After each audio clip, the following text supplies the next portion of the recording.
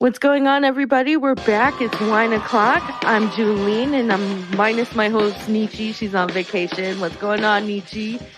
And I've got a special guest in the house, someone I have been following for a long time, the master and champion of access.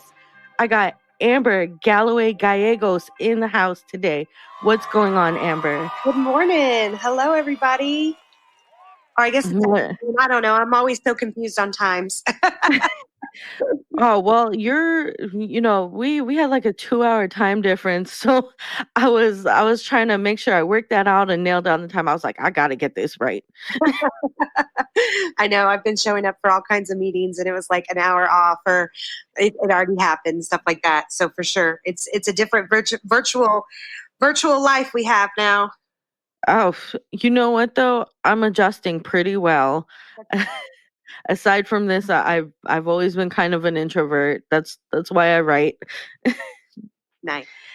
So I've been following your channel for a while. I was watching all your TED Talks and your previous interviews, and recently one of the videos that has been popping up, it's older video, but it's popping up on everybody's recommendations, is when you were translating for Twista.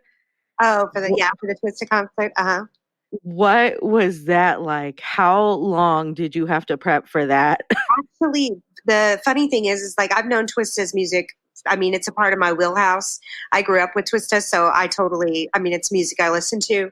But that night, we had no idea that Twista was even on the actual lineup. We found out once we got there and started prepping right away, because we had no idea he was on the set list of all the different artists, because all we had gotten the information from the actual venue was that it was Snoop Dogg and Warren G, but we had no idea Twista was going to be there. So I mean, we immediately, as soon as we got there around, I want to say it was probably 4:30, and the shows was going to start about 8. We just immediately started prepping and like trying to get down all the concepts of his songs. And so we didn't know. And then we didn't know that video was going to go viral at all. And also just like placement, we were not placed in the normal place we're supposed to be. I had asked to be down lower so that the visual to the artist and the access is the same, but they put us right on stage. And it was a little bit of an unorthodox kind of placement and setting for the night, but we worked it and got through it. And as fast as he was talking, that song I believe was the Gucci song, and he's talking really fast about shopping and doing and wearing all the different name brand stuff. And so that's what the gist of that song was. I mean, I'm sure not every word is going to be there, but a lot of the concepts were there, and it was super fast. And I mean, most hearing people can't understand what he's saying when he's going that fast. So it's also pretty equivalent in sign language. Yeah. No, that's true. If you knew the words to a Twist or a Bone Thug song and you can keep up, you were the schoolyard pimp for like the whole day. So where did your journey start? Tell me about you. Okay. Well, I was raised in San Antonio, so it's a big melting pot, and especially like Black culture as well as Latino culture is very much a part of who I am. I am a white person, white as could be, like there's no type of anything, but I was raised in Black culture. Most of everybody that I was around, I was very, very heavily into Black culture. They took me in and I became a part of their culture. And I identify with Black culture more than anything. And then, and I also am very honored to be a part of that journey and everything that I learned. And so rap music, R&B is very much a part of who I am. And so when I get to do any of the artists like that, it pays homage to the past and my experiences. Like to be able to be anywhere. Like I remember I came full circle for me with Snoop Dogg because I remember buying the actual cassette when it came out, you know. Uncle Snoop has been in everybody's tape player. Yes. and then also my heroes were Queen Latifah and MC Light. Like they were I remember first Hey. and I was just like, that's who I want to grow up to be. I want to be as powerful and as confident and beautiful in your skin. And that's what she represented to me when I was 10 and 11 years old. So she was a hero for me. And I think she's one of the strongest women that really led rap music as well as just powerful figures. And just like Oh, so I many agree. teens from the Bronx that came up and they were showing up every time, and they just Yes. let any of the guys push them around no matter what. So that was something that I just was so I was so honored to be able to be on the stage with some of the people that I grew up with, and so I felt like it came full circle, and I could really do justice to the music because it was such a part of who I was growing up. So, from all the videos I've watched, that you've posted and about you, you are innovating American Sign Language. Because I remember watching you translate Baby's Got Back, and I remember thinking, I've never seen a translator translate the music like that at my school assembly. Oh, You remember the Wind Beneath the Wings where they stand front, they fold their hands and they're waiting like this. And then I've I sat there and I was like, I don't even need the music on to understand what's going on here. And I don't know sign language. I think that what's most important is it's not that I'm changing ASL. ASL already had so many of these parts of the language in it because it's an over 200-year-old language. So what I did is I looked how deaf and hard of hearing people, when they do storytelling, how they tell sounds and how they make sounds look visual. So I just pretty much gleaned that and then applied it to different sounds within music, but at the same time embodying the actual essence of each of the singers. So making sure that I'm looking the part, I'm feeling the part, I understand the part, because when you do that, that's when you connect emotionally to the artist, because that's what music typically does. It psychologically affects us. And so if we're making sure that we're doing that, because we're not just going to focus on the words, because anybody could say those words because it's just text, but it's the way the artist takes each one of those words and rolls it off their mouth and how their soul comes out when they're doing that. That's what we have to represent. Because if we don't, it's an injustice to the interpretation. I truly believe that. So I think that there's a lot of interpreters out there that are not as successful as they could be. And it's unfortunate, but that's their journey and them getting to the point where they need to. But I always want to step forth and try to be the best that I can be, because our community deserves it to have 100% access all the time, and it's not happening. And you do it, honey. You do it to the tilt. So let me ask you, what do you say you are absolutely smashing the stereotype that people who are deaf and hard of hearing can't fully enjoy music? What you have made many statements out there, and I really want my listeners to hear this. What do you say to that stereotype? I think it's the limit that your own self, when you're in your own self, you think about what losses you have. And if you had that loss, you couldn't experience it. But the thing is that we in our deaf and hard of hearing community, we navigate a different way. We experience these things in a different way, but it's not going to be the same as you. And you can apply that to any aspect of your life.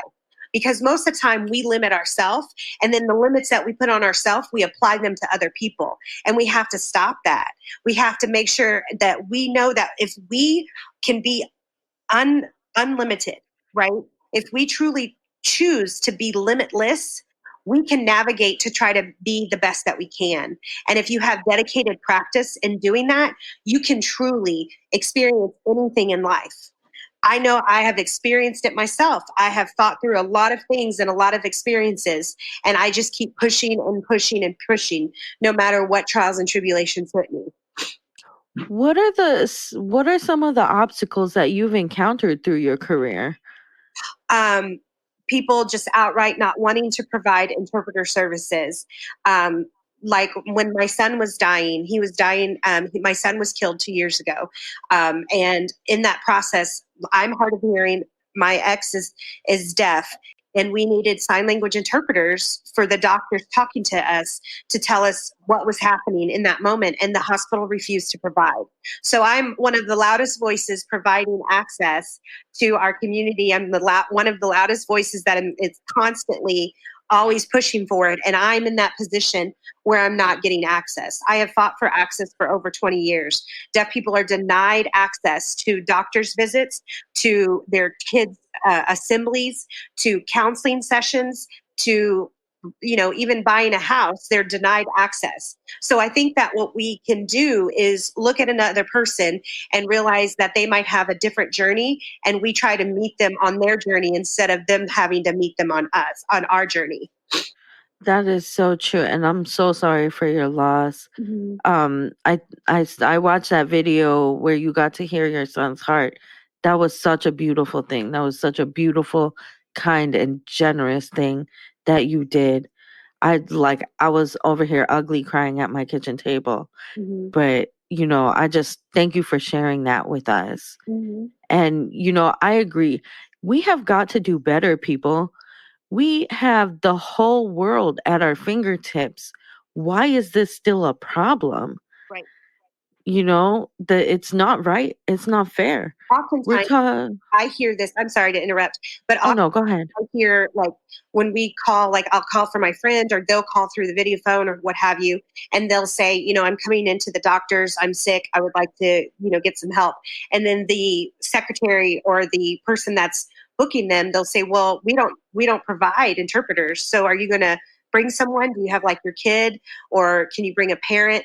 So just think about how that kind of communication could come about is not okay. Because, can you imagine going to the doctors and asking your 7-year-old to tell you what the doctor just said? That's what's happening, and that's a part of what happens in our world all the time. And we can change that. We can be the change where, if I'm going to schedule any type of patients, I'm going to make sure that I'm going to provide. If I'm a doctor, I'm going to make sure I can provide, because I want to make sure that I'm being inclusive and fair to everyone. That's absolutely correct. This is an untold form of discrimination. This is a discrimination nobody talks about. Right. And why is that? I was a manager at a Petco, and we had one deaf customer, and I used to see him walk in and not be able to get help because he'd write on a piece of paper what he needed help with. And I felt so bad watching him day in and day out just trying to take care of his pet. So, like, I went online and learned, like, a couple signs to try and help him. I mean, shout out to that guy. I'm so sorry. If I sucked at it, I really, really tried. But and that little effort made his day. Mm-hmm. Well, because That's they navigate, and we all navigate in a hearing centric society. And so everything is hearing. And so usually they're always making us come to the hearing side instead of the hearing coming to the deaf and hard of hearing side. So it's really, it feels amazing when somebody is trying to communicate and make sure, oh, you're hard of hearing. Oh, let me, make sure I have my clear mask on. Or, oh, you're hard of hearing. I'll make sure I talk in front of you and not away. Oh, you're hard of hearing. I'm going to, call in a video so you can read my lips better. But it doesn't also mean that everybody can read their lips. Like, hard of hearing people, everybody is different, and they all have their different journeys of hearing loss. But deaf and hard of hearing people are often, like, we're in our community, it's 70% unemployed. And that's because of the barrier to communication most of the time, because I think that hearing people are afraid. Oftentimes they're afraid to approach them, or they don't know how to. But there are so many beautiful gems of amazing deaf and hard of hearing humans that should have these jobs, and they are denied time and time again simply because of their hearing loss, as well as communication and their basic right to communication. And I just hope that little by little we're changing that, and that people are putting that in the forefront, thinking, oh, okay, when I build this building, I'm going to make sure there's a ramp for people that use wheelchairs, and then I'm also, or that are differently abled, and then I'm also going to make sure that I have a budget line for any type of ASL or any type of communication needs for deaf and hard of hearing, as well as deaf blind, as well as blind people. We have Braille, already ready in our pamphlets. Like, those are things that should come to the forefront of our mind. And if it doesn't affect us personally, most of the time we never think of it. So I'm hoping that today, just by us talking, that it comes to the forefront of your mind and you go, wait a second, there's a whole community that wants to be welcomed. How can I welcome them? Exactly. And that kind of brings me to my next point. You've spoken frequently about hearing privilege. So you want to let my listeners know a little bit about hearing privilege. What does that mean? I What is it? I think because oftentimes in our deaf and hard of hearing community, there are deaf people that can speak, and there are also deaf people that cannot. So you can't force the speaking ability on everyone, and then also don't make them feel lesser than. So sometimes I will meet some of my deaf friends, and they'll say, I can't speak. And I think that also comes from deep, deep wounds growing up in a very hearing-centric society where when you're born deaf, they're immediately looked at as damage instead of actually, oh my gosh, this is a cultural linguistic minority that my child is going to be a part of now. Instead, they're looked as a medical problem, and because that's how doctors paint it to be, as a medical problem. But instead, Terrible. you can embrace that and say, I have a child that is going to be a part of a cultural and linguistic minority. What? This is going to add a whole new journey to my life. It doesn't have to be a burden. It can be an enlightenment, an opening up, because oftentimes I think that when our children are born not in this perfect, and I say it in quotes in the air, perfect idea of what a child is supposed to look like, we automatically look at the losses. We have to stop looking at things as losses instead of gains and experiences, and a different way to navigate through it. Absolutely. I couldn't agree more. It's the same thing when you have an autistic child too. I have an autistic son, and like, I know it. When people want to give you information, they act like they're members of a secret society or something. And it's like, no, let's talk about it. It's okay. Yeah. Let's talk about it. But speaking of the deaf culture and community, why don't we talk a bit about that? I noticed within the community, some people have the implant, some people sign, some people talk, some people don't, some people read lips. So why don't you tell me a little about those differences? I think that it just depends on where that deaf person, what their journey was growing up. But I think that, again, we should not focus on necessarily the tools. Like, nobody, like, if you think about it in the greater society, nobody talks about, are you wearing contacts and how good are your contacts? Well, if you can't see good enough, okay, just put better contacts on and see me better. Like, we never ask blind people to put glasses on to see us, but yet we ask deaf people, put your hearing aid on and read our lips. So we're constantly bringing that forth instead of thinking about, like, do we ever ask a person that, like, it was maybe not born without a leg, hey, put a leg on so that you can walk? No, we don't do that. But yet we constantly are trying to bring deaf and hard of hearing people to hear instead of trying to figure out different ways to communicate. So everybody has, so just some facts out there. So 90% of deaf babies come from hearing families. Okay. True. And out of those 90% of deaf babies come from hearing families, only 10 to 12% of them actually use sign language with their deaf babies. What? Yes. Why? So because, again, they're taught that their baby is broken from deaf, that this is from, that if they're born deaf or hard of hearing, the medical perspective is that it's a defect, a deficit. So then immediately they're taught to try to make them conform to the hearing world by implanting, putting hearing aids on, speech therapy, all of that, versus actually giving them communication from the beginning. Like, all of my kids had sign language from the very beginning. They could form perfect sentences before they were like 12 months old. They could sign beautiful language before the age of 1. By 2, I mean, they were highly fluent in sign language. They had less temper tantrums, and there's a lot of baby signs out there for parents to learn.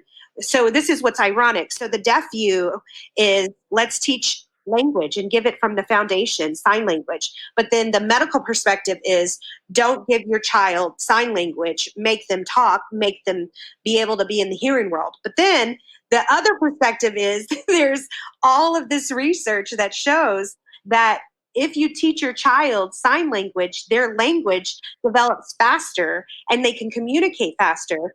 And so that curriculum is out there for the hearing babies, but then doctors are telling these deaf babies to not sign. So many hearing parents are not signing with their deaf kids, where that would actually be the most beneficial to them.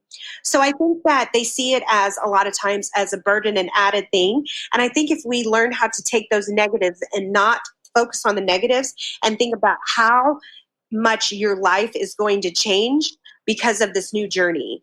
And I think that is something that could really change the perception of a lot of parents on their approach to communication. Because oftentimes deaf kids are raised in a hearing family that doesn't communicate with them. And you know what, too, moms, listen, moms, this is some real talk. Do not be afraid to question your doctor. Now, I'm not saying, don't give your kid insulin if he needs it. I'm saying if your kid's on a medication that makes him act like a zombie, or your doctor is telling you not to communicate with your child in a way that he can understand, you have the right to say, now hold on, doc. As I shared with you, my son is autistic. He did not talk for a long time. It was always the telephonic speech. I would have given anything to be able to understand what my son needed at 12 months old. If I thought sign language would have helped, you know what? Yeah, he would. If I would have known before he was even born, I would have been learning sign language while he was in the womb. So parents, don't be afraid to say, now hold on, doc, I'm going to talk to my son or my daughter by any means possible. So you can't tell me don't sign with my child. Mm-hmm. Especially because communication is key. Like you said, the tantrums, it's a sit with autistic kids is the same, because they communicate differently. Right. It's all about learning to communicate with your child. Mm-hmm. So, in terms of that, and music and art, these are forms of communication that are universal. Yes. So the fact that you are bringing this to a world and fighting for access is the most wonderful thing I've seen in a long, long time. So I own a media company. Oh, cool. Now, companies like mine, I want to be an ally. I want to help. I'm sitting here preparing for the interview, and I'm realizing, man, I really suck. I've been posting these podcasts on YouTube and counting on them to caption it, clicking captions, and maybe captions won't capture the inflection in my voice. If I do an impression, if I'm laughing, it'll just say laughter. How can we be allies? How can we help? What are some things that we can do as the owners of the media companies to where, we don't have to make the fight so hard? I think collaborating with deaf and hard of hearing communities within each of your communities, meaning let me look up when there's deaf socials, because there's deaf socials in every town. There are ASL classes all over the place. I mean, literally all over the place. You can find them. Even right now, there's tons of free classes as well as online. Just make sure that they're like sometimes accredited, or make sure that they're taught by deaf people. Oftentimes, a lot of hearing people that A lot of hearing people learn sign language from other hearing people, and it's sometimes wrong. So just, and because you can't necessarily hear that it's pronounced wrong, see the comments. If deaf people in their comments are saying this person is signing incorrectly, please find someone else, listen to that. If it's multiple times, if it's like one or two complaints in the thing, that's a different story. But if it's multiple things, like if you read the comments of a person teaching sign language and then there's lots of people complaining about it, then you should steer away from that. Find deaf and hard of hearing content creators, because that's where the genuine language is going to be. As well as, making sure that it's captioned. Sometimes it takes a little bit of time. That's okay. Another real important thing, which you could do with your podcast, is you could transcribe it. So get it transcribed, because then for the readers, the e-readers can read it, the text, so that the text readers can actually read the podcast, so that they can actually hear what's being said, as well as you can do descriptions of your pictures when you post them online. Just describe what's happening, what the scene looks like, and the feelings of it, so that you have deaf, blind, or blind people actually on social media outlets, and they're able to also be a part of this, because so many times we don't think about it because it doesn't affect us. So if it doesn't affect us, it's not included in my life.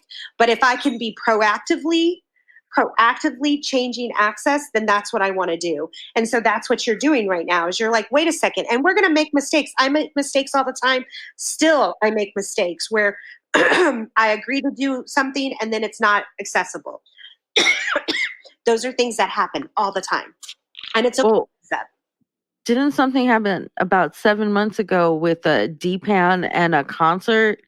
What happened with that? So we had gotten, that was right when all of the pandemic was just shut us all down, and virtual and streaming access really doesn't happen. They just don't have the tools yet, because nobody's really paid attention to it. So in that process, we had a whole bunch of deaf people asking us for these different virtual concerts to be interpreted. So DPAN and we partner up often because they're really great with all the production, as well as making sure that it's accessible, where we have captioning, we have transcriptions, and then we provide a lot of the music and entertainment interpreters. My company does. So I reached out to Sean and we talked about it, and we were like, let's bring this about. So we got online with Garth Brooks' show. It was Garth Brooks and Trisha Yearwood, their show, and we got it all lined up. And within a minute, Facebook algorithm shut us down because we were streaming it live. Where we're not making any money off of this. We're providing this for free, which is not the best way to do it, because we also have bills to pay. But access is more important for us at that time. So my whole team, we all volunteered, all of the production volunteered to make this actual concert accessible. And Facebook shut us down, even though we had multiple attempts to try to get a hold of Garth Brooks' camp and all of the people there. And it didn't happen. And even we've emailed them numerous times, and it's never been responded to. So that concert was shut down, and there were many deaf people waiting to have that happen. But then we did the One World concert a couple weeks later, and we got on with, like Lady Gaga was completely down with it, and we made that happen, and it was a great magical night. And so many deaf people were just like, we needed this so bad in our life, because if you think about it, like, we already feel so isolated now because of the pandemic. Can you imagine having like none of the access that you have just naturally? So it's all that incidental things that are happening that we don't even think about. As even me with hearing privilege, because I still have half my hearing, I have a lot of privileges to where I can still make out what people are saying, where a lot of my deaf friends and people that I love don't have that luxury it is a luxury, and it's not something to be negative about, but it's about using those privileges to make good. Just like our white privilege that we have, we need to speak up and stand with our other people, the people of color that are out there. We need to stand with them, and we need to say no more. And so it's the same with hearing privilege. Like, I have hearing privilege, and I'm saying no more. My whole community and people I love dearly deserve access to all of your content. But at the same time, don't you want to do that from one human to another? We should do that. Absolutely. Mhm. Absolutely. And then, hearing when you talk about hearing privilege, people who hear, we have a responsibility. Same just like you talked about white privilege, but also media companies. Come on, we got to do better. Yeah. We have to.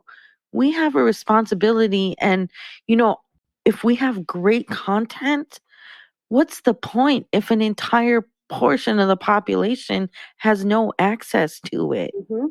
Then our whole being and reason for being around is a complete moot point, because media is all about communication. Yep. So how can you media companies be about communication and then forget to communicate with an entire community? Right. That's not cool. And me and myself included, I just said, I was like, oh wow. So I make sure there are captions, but like the captions aren't capturing like the essence of what I'm talking about. Yeah. What do you think about the change YouTube made with the captioning? I think again, it's not thinking about how it's shutting out an entire community. We have, I believe the numbers are like 33 million or something like that, or it's like 5% of the whole population of America is being shut out from communication, and that's not okay. And why would you do that? Like I don't it, I don't get it, because I I really never get it, because I understand money's involved, but truly there are ways to add a cent here or add 5 cents here that's not going to truly make a difference. I mean, I literally have gone to concerts where the venue has outright refused to pay, like, will not provide interpreters, and I've had to go and meet with them, where I see them have hundreds of thousands of lights that probably one of those light bulb screens cost 3 or 4 times more than communication. When I see these extravagant stages set up, and I'm thinking, one of those speakers equals an entire year of communication to an entire community. Why are we not welcoming that and bringing it in? Like, we could take away that one little speaker or that one little dancer to provide communication that welcomes an entire community. Like, why are we not already doing that? and let's just be honest. Why are we leaving money on the table? No interpreters? That's an entire community of people who are not buying tickets. Right. So I let's know. let's let's think about this for a minute. And how much does it really cost to have an interpreter at a show? So typically, just to let the people know, like anywhere it's usually, I would say probably in most markets, it can cost anywhere hourly, usually not for actual music shows, but I would say if you're going to hire an interpreter for whatever, I would say it probably, the going rates can be from $100 to $150 an hour, whatever market you're in, right? But then when that happens, when you do music, it's a bit different, because you have to think about the prep that happens. So typically, on average, one song for us to prep as music interpreters, as very successful and effective music interpreting, it's about an 8-hour prep time per song. Okay, so we could do anywhere from, just one concert could be like 10 to 20 songs. So we're not going to get paid all the hours that we've dedicated. So it's more of the passion that we put onto it and what we put into what we do. So we understand that. And that's something that's accepted within, like, especially my group and my crew. That's what we already know. But typically it's probably going to be $1,000 for a big show, 1,000 to maybe 2,000 for a big show, to provide access that welcomes a community, where you could sell, that's usually one good seat ticket. down low. I mean, there's money there. So you can't tell me that you can't afford it, because I know that there's money there. I see the money. I see the tickets being bought.